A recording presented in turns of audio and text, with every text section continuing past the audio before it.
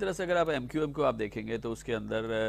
سب سے بڑی جو انہوں نے بہت بڑی چیز کی وہ یہ کہ مڈل کلاس لیڈرشپ کو سامنے لائے ہیں، ایک جس میں انسان کی ویلیو نہیں ہے، اس جماعت کی ویلیو ہے، وہ چاہے اس میں کسی کا نام فٹ کر دیں لیکن جس دن وہ ایم کیو ایم سے ہٹے گا وہ زیرو ہو جائے گا۔ اور پھر یہ سب سے ضروری بات ہے کہ 99% لوگ جو ہوں گے وہ مڈل کلاس ہوں گے، وہ غریب ہوں گے، انہوں نے کبھی سوچا بھی نہیں ہوگا کہ وہ اسمبلی کے ممبر بن جائیں گے یا پارلیمنٹ بن جائیں گے، انہوں نے اپنی جیب سے انویسٹمنٹ نہیں کی ہوگی۔ پاکستان میں قومی اسمبلی کے جو ممبران ہیں 70% جو ہیں وہ اپنی جیب سے کروڑ 2 کروڑ 5 کروڑ روپے خرچ کرتے ہیں یا کسی سے لے کے خرچ کرتے ہیں، پھر سیٹ لینے کے لیے پھر بھاگتے ہیں کہ پھر وہ منسٹر بنے، پھر وہاں سے کرپشن کریں، پیسہ کمائیں۔ یہاں پارٹی کرتی تو یہاں پارٹی کرتی ہے اور پھر پارٹی کرتی ہے اور متوسط طبقے کے لوگوں کو سامنے لاتے ہیں، اس کے ساتھ پھر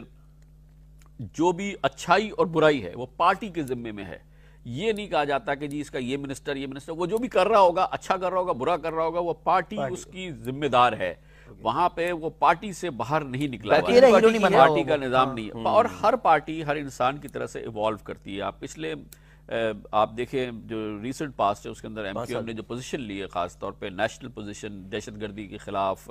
انتہا پسندی کے خلاف، طالبان کے خلاف، ڈیولپمنٹ میں بھی اس وقت لوگ بڑی شک کی نگاہ سے دیکھ رہے تھے، لیکن وقت نے ثابت کیا کہ ان کی پوزیشن بالکل درست تھی۔ پھر اب جب دہشت گردی کے خلاف جنگ شروع ہوئی تو فوج کا کھل کے ساتھ دینا، گو کہ یہ فوج کے خلاف یا فوج کے بارے میں سب سے زیادہ تحفظات، لیکن اس وقت کیونکہ پاکستان کی بقا کی جنگ ہو رہی ہے تو فوج کے ساتھ سامنے آنا، یہ واحد سیاسی جماعت ہے جس نے اپنے لوگوں کو، اپنے لیڈران کو شہیدوں کی قبروں پہ بھیجا، پھول چڑھائے، جو کہ ایک بہت بڑا جیسچر، بڑی امپورٹنٹ جیسچر ہے۔ گو کہ حکومت میں تھے لیکن کیری لوگر جیسی چیز پر انہوں نے اس پہ فاصلہ اختیار کیا، وہ اس کے ساتھ نہیں ملے، حالانکہ کہا ہی جاتا ہے جی لنڈن میں بیٹھے ہیں الطاف حسین، یہ ساری چیزیں، لیکن پھر بھی ایک قومی پوزیشن اپنائی ہے۔ اس کے علاوہ یہ این آر او کے مسئلے پہ حکومت میں ہوتے ہوئے انہوں نے اعلان کر دیا کہ جی کہ ہم اس کو نہیں کہا ہی جا رہا تھا کہ سب سے بڑا فائدہ ہے ایم کیو ایم ہے، لیکن ایم کیو ایم نے سب سے پہلے کہا کہ جی ہم نہیں مانتے اس کو اور ہم حکومت کے ساتھ۔ مزے کی چیز ہے کمران خان صاحب نے بہت ساری باتیں اگینسٹ ایم کیو ایم لکھی ہیں ایک زمانے میں اور بہت زیادہ کنڈیم بھی کیا اس پارٹی کو، لیکن آج کیونکہ وہ ایم کیو ایم ایک چینج جماعت ہے اور ایک بہتر کام کر رہی ہے